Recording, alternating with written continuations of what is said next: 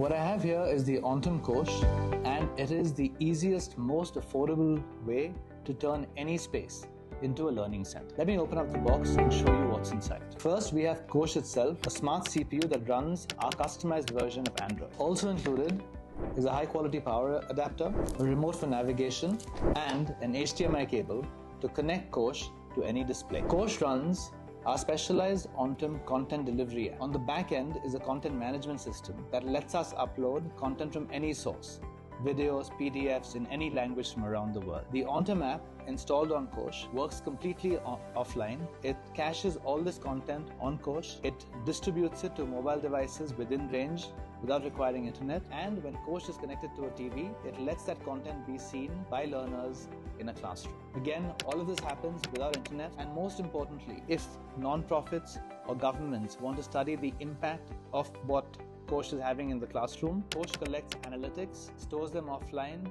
and when internet is available, pushes them into a dashboard where we run advanced data processing algorithms to give people visibility into what is actually happening in a classroom. With Kosh, transform any area into a learning center and transform the way education is being delivered in classrooms.